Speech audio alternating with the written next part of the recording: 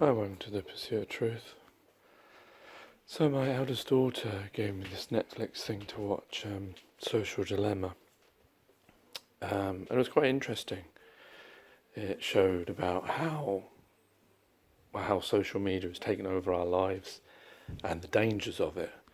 I don't know how true a lot of it was. There was a lot of dramatization in there that was obviously made to make you fear it, which probably wasn't very accurate in the way that it was demonstrating how it worked. And obviously, it depends who was backing it and what their agenda is. And obviously Netflix made it. That's television, and obviously television was the original social media. And obviously that's been taken over because 20 years ago people used to watch TV, and that's where they got brainwashed or programmed or triggered or whatever you want to call it. Whereas now obviously people use YouTube, Facebook, WhatsApp, and other social media too. And so maybe what this was made to try and get people to fear social media and turn it off and then start watching television again, because they didn't really make a big deal out of that. They seemed to gloss over. It was mentioned a little bit, but they seem to have forgot that the exact same thing that they're talking about the social media does, all the media has been doing, newspaper and TV. Obviously social media has been doing it in a greater degree, and it's more manipulative, or the ability to manipulate people. And that was what was an interesting thing, is how, and I didn't realise some of these things. I mean, the thing is with me, I'm not really, obviously because I'm older, I didn't have social media too. I was middle-aged, but I guess looking at it from a younger generation, these days a 5-year-old can have a TikTok or a WhatsApp or Facebook account, and so at that early age, replaced with the TV, you can see how it could influence. And like they were showing how people, how Facebook and the like used psychology in setting up its site, and how, like with the likes. And if you think about it these days, I mean, you get grown men that are making videos of animals, like their cats, doing little tricks or doing voiceovers of their animals just for these likes. I mean, absolutely pointless, useless material. Yeah, okay, it's entertaining on the lowest level of entertainment, but I mean, what's it used for? Thousands. I mean, you get highbrow stuff, hardly anyone will be, the viewing count will be very low, and you get someone falling over and it's got 100,000 likes or views, or cats jumping over things, like you had lots of TV programs that used to have these funniest moment type things. But it's just, if you think about it, you think about people that are spending their time doing this when they could be doing maybe a lot greater things, that they're, if you think this is your one existence you've been given and you're going to spend it filming cats just because you need those likes, because it has an endorphin rush to you because people are always, people, since time immemorial, this is something, the idea of fame and being liked, that's humanity. And that's what they were showing that the social media is bought into and controlled. And it was showing about how things can be manipulated by picking certain groups of people and then giving them certain videos, like on Facebook. In the past, 10 years ago, when you used to get Facebook, it would be your friends' messages and pictures and all that kind of stuff. These days, when you put on Facebook, it's like it's suggested for you, and news feeds and groups and all that kind of stuff. A lot of the multimedia companies, BBC, CNN, and all that kind of stuff, they've all waded in. That always happens. Same with YouTube. It used to be YouTube, now it's ThemTube. It's all the big companies that are making these things and getting all the likes.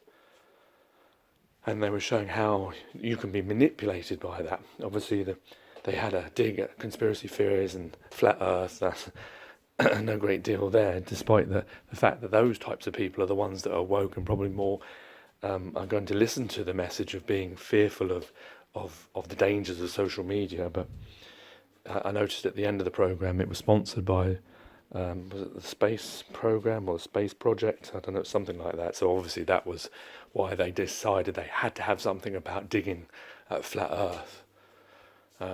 But the thing I find with flat Earth, I mean, I don't know the shape of the Earth because I can't see it myself, but I know I know I've been taught that it's a globe and etc. And I know I've seen other videos on YouTube that have made me think things because of how water, doesn't bend and all that kind of stuff. So how can it be a globe? And now I'm confused over which is actually true. Is it possible that we could be manipulated to not know the truth of something like this? Oh yeah, that's more than possible. But the thing that what Flat Earth did for me was it opened my mind, and I think that did it for a lot of people. Same with 9/11. That's where it started with me, 9/11 and then Flat Earth. But it was Flat Earth that really opened my mind to the possibility of thinking about other things, about the system that we live within. That it doesn't have to be this way. The idea of we are on this planet. We don't know why we're here.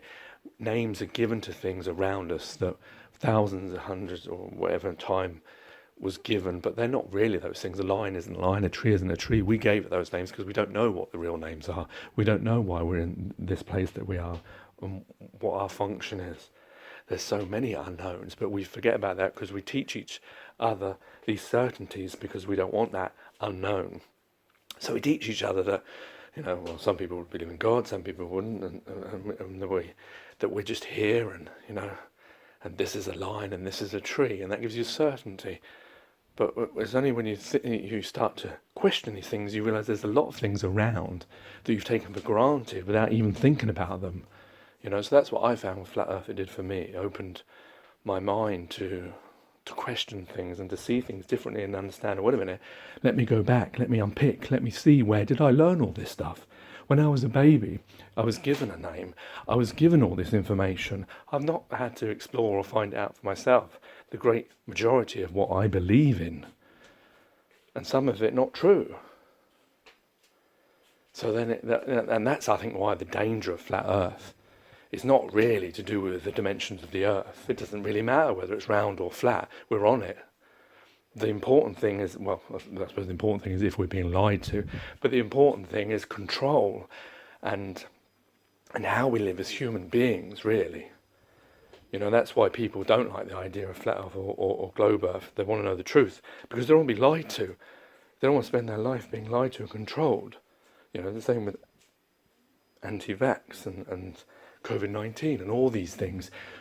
We in this generation have a fear of trusting people because we've seen so many incidents of lies and being misled in the media, in world events, and in lots of things, in the division of our species, of people of colour and white people, white supremacy, all these different things.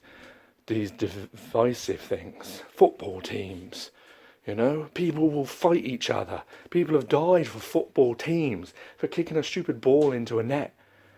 Even me saying that would aggravate people. It amazed me when they were talking about the George Floyd murder and the guilty verdict of Derek Chauvin, that they were showing that. And on the news today, then the next major story, even actually at night, when they were showing the Reverend Al Sharpton talking, the next story they had after that was about the 6 football clubs that had gone to and wanted to make it their own major league outside of UEFA, FIFA. And I was thinking, how crass that is. I know it's news and everything, but you're talking about something really major, and then you've got something that's so stupid and puerile. Sorry, I do like football, like national football. I don't mind watching it. But you see there, that's another brainwash, isn't it? The brainwash that you wave your flag, you have your patronage. All of these divisive things. People used to go to war. Germany and England would go to war. Now we hate Russia and China. And it's always negative what we talk about them on the media. So that's what I'm saying. With this social dilemma thing, it sort of missed out that TV has been doing this, has been creating these polemics and all that kind of stuff.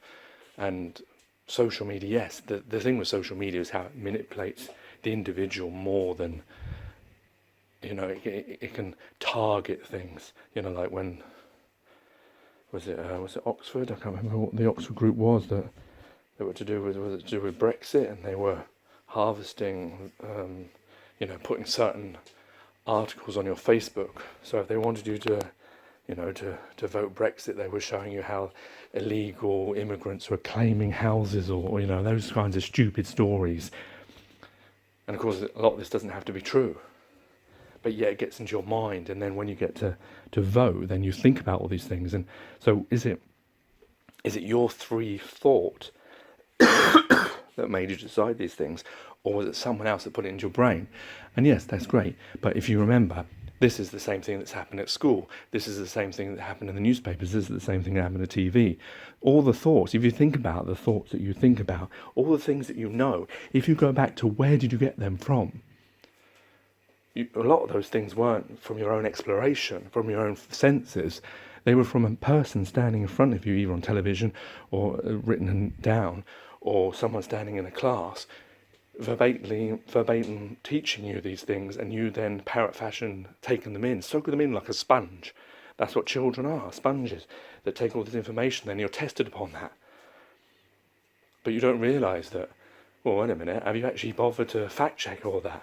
They tell you about fact checking news media stories, but what about fact checking all the information you've been taught?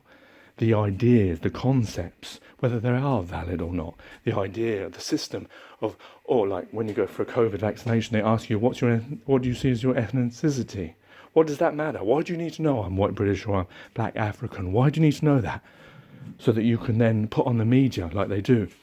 Oh, black people of colour, they're not taking up the vaccine. But they don't ever talk about the white people not taking the vaccine. There's loads of them. You look on Facebook, you see a lot of them that that are not taking the vaccine, but they won't mention them, and they use distorted statistics that because that make it look like more BAME people aren't taking it, but that's because of the proportion of people, and so then you're going to get a skewed figure. You may have less people, but the statistical number would look greater because there's less of them. I know all these tricks, but I suppose that's the crux of all of this. Social media, school, government, all this is the individual. That we are the individual, each one of us. And it is our duty to make sure that the things we know, the things that we follow, do have validity and truth to them, including the systems that we buy into, the systems of voting, the systems of government, the systems of pharmaceutical companies, the systems of mass-produced products just to make money, the system of allowing people to starve, the system of allowing people not to have homes, when this planet that was freely given to all of us has all of these things for everyone to have an equal, nice life. But we don't buy into that. We buy into the idea of that, well, it's up to you to make whatever you got. And money is God. Anyway, that's enough of my waffling. Sorry for my impassioned speech. Take care, take it easy. God bless and peace. Sorry, there was one thing I forgot to mention about social dilemma. The idea of that all these mass medias, they all have their benefits. They all have their good uses if they're used in the right way. TV has a great thing. Satellite TV brought us all together, showed us around the different parts of the world, each other. Multimedia, social media has made us even closer because we're able to communicate to people that are right across the world. And like with the George Floyd incident, if it wasn't for that teenager filming George Floyd being murdered, would he have got justice, or would it have been swept over? So social media does have its benefits. The problem is those companies, or those ones that control it, or those ones that can control it, they're the ones that are they using it for the benefit of mankind or not? And that's what we have to always take care of. Like when you're using it, no, I don't use it that much, but I know some people, they'll be swiping down all the time to try and get new items, or spending hours on this thing. But then again, people used to spend hours on sitting in front of the TV. So that's the thing. These things have benefit, but you have to use them in a way and make sure that you're controlling it, it's not controlling you. Yeah, that's it. Thanks.